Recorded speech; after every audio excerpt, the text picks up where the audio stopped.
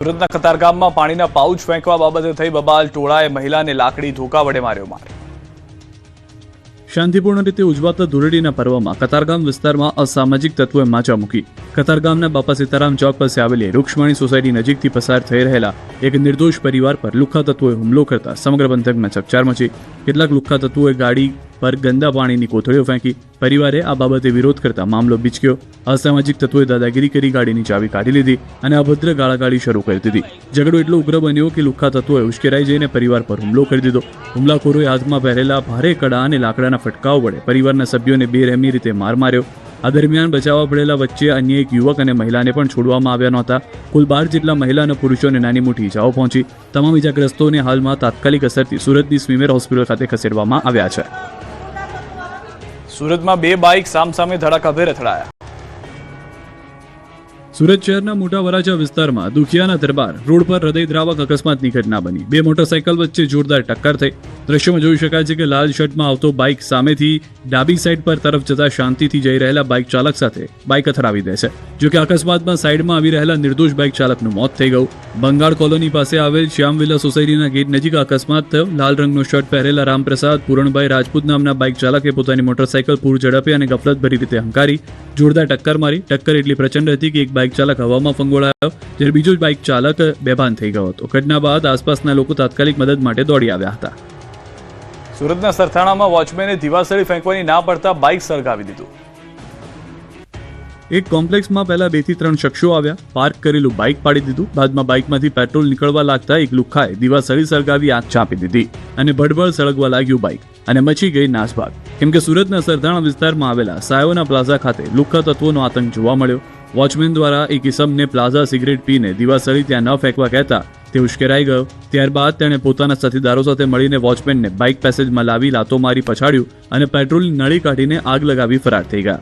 Watchman દ્વારા fire brigade અને પોલીસને જાણ કરવામાં આવતા પૂર્ણ ફાયર ટીમ ઘટના સ્થળે પહોંચી આગ કાબૂમાં લીધી, પરંતુ ત્યાં સુધીમાં બાઇક સંપૂર્ણ બળીને ખાખ થઈ ગયું. ધૂળેટીનો તહેવાર હોવાથી ઘણી દુકાનો બંધ હતી, નહીંતર મોટી દુર્ઘટના સર્જાઈ હોત. સરથાણા પોલીસે સીસીટીવીના આધારે કાર્યવાહી હાથ ધરી છે.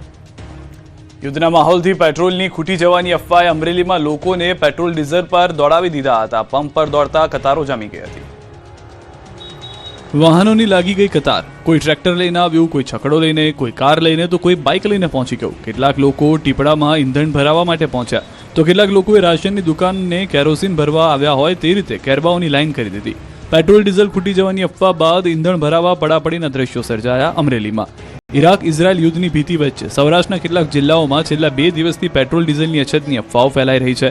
અમરેલી જિલ્લામાં પણ આવી જ અફવાઓ ફેલાતા લોકોમાં ચિંતા પ્રસરી હતી. સાવરકુંડલા, ધારી અને અમરેલી શહેરોમાં પેટ્રોલ પંપ પર ભારે ભીડ જોવા મળી હતી. શહેર અને ગ્રામ્ય વિસ્તારોમાંથી મોટી સંખ્યામાં લોકો પોતાના વાહનો લઈને પેટ્રોલ ડીઝલ ભરાવા પહોંચ્યા.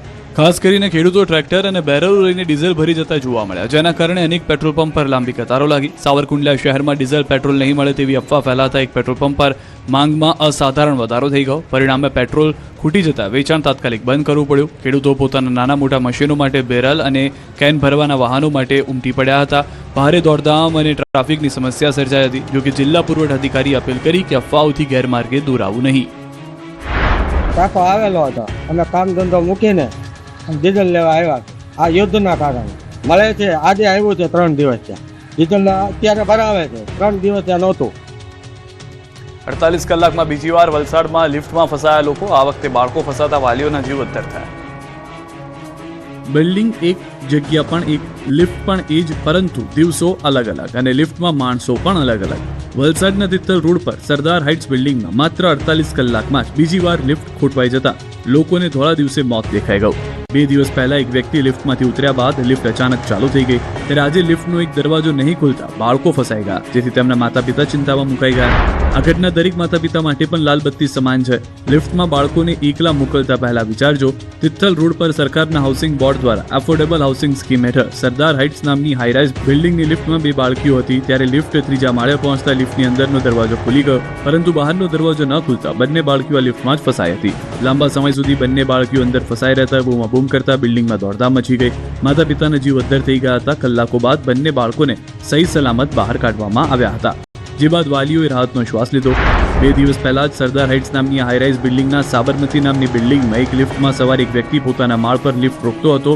જેવો પગ બહાર મૂક્યો એ જ સમયે અચાનક લિફ્ટ ચાલુ થઈ જતા આ વ્યક્તિની લિફ્ટની બહાર નીચે પટકાયા હતા. જો કે સદનસીબે તેમનો જીવ બચી ગયો હતો. ત્યારે લિફ્ટના સંચાલનમાં બેદરકારી છતી થતા રોષ ફાટી નીકળ્યો છે.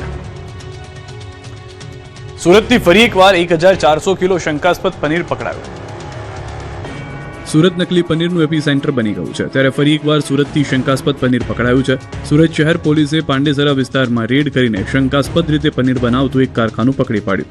28.44 લાખ રૂપિયાનો મુદ્દામાલ જપ્ત કરવામાં આવ્યો. કારખાનાના સંચાલક અને માલિક મહેશકુમાર પૂર્ણાશંકર શર્મા સ્થળ પર જ હાજર મળી આવ્યા. નોન બ્રાન્ડેડ હાલતમાં લખેલું 1401 કિલો લૂઝ પનીર મળી આવ્યું, જેની અંદાજિત કિંમત લગભગ 3,08,220 રૂપિયા છે. આ ઉપરાંત કારખાનામાંથી પનીર બનાવવાની મશીનરી પણ મળી આવી, જેમાં પેસ્ચ્યુરાઇઝ મશીન, હોમોનાઇઝર, વેન્યુરી મશીન, સ્ટોરેજ સાધનો અને વજન કાંટા સહિતનો સમાવેશ થાય છે. પોલીસે પ્લાસ્ટિકની પેકિંગ થેલીઓના 1000 નંગ, લખાણવાળા 3000 સ્ટીકર, 10 લિટર એસિડિક એસિડનું કેન, પામોલિન તેલના 28 ખાલી ડબ્બા તેમજ 15 કિલોના ભરેલા 16 જેટલા ડબ્બા પણ જપ્ત કરવામાં આવ્યા છે. આરોપી મહેશકુમાર શર્માએ કબૂલ્યું કે તે પનીર બનાવી પ્લાસ્ટિકની થેલીઓમાં પેકિંગ કરી તેના પર એનલોક પનીરના સ્ટીકર લગાવી વેચાણ કરતો. આ પનીર તે પ્રતિ કિલો 220ના ભાવે સુરત શહેરની વિવિધ ડેરીઓમાં જથ્થાબંધ અને છૂટક વેચાણ કરતો. છેલ્લા 2 વર્ષથી આ પ્રવૃત્તિ ચલાવતો હતો અને દરરોજ અંદાજે 400 કિલો પનીર બનાવી બજારમાં વેચતો હતો. આ તરફ નકલી અને ભેળસેળયુક્ત દૂધને લઈને કોંગ્રેસે સાબર ડેરીના એમડીને આપ્યું આવેદન. સાબરકાંઠાના અરવલ્લી જિલ્લાના 3.5 લાખ પશુપાલકોની કરોડરજ્જુ સમાન સાબર ડેરીમાં ભેળસેળયુક્ત દૂધ આવતું હોવાના આક્ષેપો સાથે વિવાદ છેડાયો છે. ત્યારે સાબરકાંઠાના અરવલ્લી જિલ્લા કોંગ્રેસે સમિતિએ વિરોધ કર્યો. સાબર ડેરી દ્વારા ખરીદવામાં આવતા દૂધમાં ભેળસેળ થતી હોવાના આક્ષેપ સાથે ભ્રષ્ટાચાર થતા હોવાના આક્ષેપ કરી વિરોધ કર્યો. સાબર ડેરીને ઘેરીને સાબર ડેરીના એમડીને આવેદન આપ્યું. આગામી દિવસોમાં યોગ્ય જવાબ અને યોગ્ય કાર્યવાહી નહીં કરવામાં આવે તો કાયદાકીય પગલાં ભરવાની ચીમકી ઉચ્ચારી. જોકે સાબર ડેરીના એમડી સુભાષ પટેલે સમગ્ર બાબતે લીલો બચાવ કર્યો. કોઈપણ પ્રકારનું ભેળસેળયુક્ત દૂધ ન આવતું હોવાનો સ્વીકાર કર્યો. ગણદેવી તાલુકાના કલવાજ ગામે શિક્ષિકાના વિરોધમાં લોકોએ તાળાબંધી કરી. સામાન્ય રીતે ગામડાઓમાં શિક્ષકોની વિદાય વેળાએ લોકો રડતા હોય, શિક્ષકોથી લોકો ખુશ હોય, પરંતુ ગણદેવી તાલુકાના કલવાજ ગામના લોકો પ્રાથમિક શાળાની શિક્ષિકાથી દુઃખી છે. કલવાજ ગામે ફરી પ્રાથમિક શાળાને તાળાબંધી કરવામાં આવી. શાળામાં શિક્ષણ બાબતે બેદરકારી દાખવતા શિક્ષિકાના બદલીની માંગ સાથે લોકોએ શાળાએ પહોંચીને તાળાબંધી કરી. શિક્ષિકા વિરુદ્ધ અગાઉ પણ 2 વખત તાળાબંધી કરી ચૂક્યા છે. અનેક રજૂઆતો છતાં શિક્ષિકાની બદલી ન થતા ગ્રામજનો આકરા પાણીએ જોવા મળ્યા. ગ્રામજનોએ પોતાના બાળકોને તો શાળામાં ન મોકલ્યા, પરંતુ શાળાના અન્ય શિક્ષકોને પણ શાળામાં જતા અટકાવ્યા. 6 મહિના વીત્યા બાદ પણ મહિલા શિક્ષિકાના વર્તનમાં સુધારો આવ્યો છે, ન કોઈ સુધારો તેમની હાલચાલમાં જોવા મળી રહ્યો છે. એમની બદલે થઈને જે આજે ફરી ગ્રામજનો વિફર્યા છે. ત્યારે જિલ્લા પ્રાથમિક શિક્ષણ અધિકારીએ શિક્ષિકાની બદલી માટે આશ્વાસન આપ્યું હતું. રાજ્ય સરકારે ચિત્ર શિક્ષકોની ભરતી ન કરતા વિરોધ. ગાંધીનગરમાં ચિત્ર શિક્ષકોએ પોતાના લાંબા સમયની માંગણીઓને લઈને ઉગ્ર વિરોધ પ્રદર્શન કર્યું. છેલ્લા 15 વર્ષથી ચિત્ર શિક્ષકોની નવી ભરતી ન થતા રોષે ભરાયેલા ઉમેદવારોએ શિક્ષણ મંત્રીના છાજ્યા લીધા અને સરકાર વિરુદ્ધ સૂત્રોચ્ચાર કર્યા. ઉમેદવારોનો આક્ષેપ છે કે છેલ્લા 1.5 દાયકાથી આ વિષયમાં કોઈ મોટી ભરતી કરવામાં આવી નથી. સરકાર વારંવાર માત્ર આશ્વાસનો આપે છે, પણ કોઈ નક્કર કાર્યવાહી થતી નથી. શિક્ષકોએ માંગ કરી છે કે રોસ્ટર મુજબ અને અનામતના નિયમો અનુસાર સત્વરે ભરતી પ્રક્રિયા શરૂ કરવામાં આવે. આશ્ચર્યની વાત એ છે કે કેન્દ્ર સરકારની નવી શિક્ષણ નીતિમાં ચિત્ર, સંગીત, કમ્પ્યુટર અને વ્યાયામ જેવા વિષયો પર વિશેષ ધ્યાન કેન્દ્રિત કરવામાં આવ્યું છે.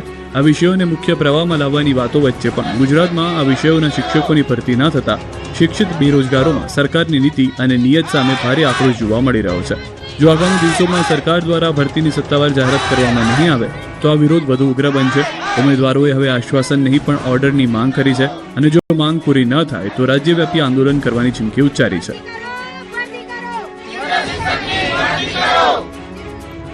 શાળાઓ અને કોર્ટને મેલથી ધમકી આપનાર આરોપી બંગાળથી ઝડપાયો.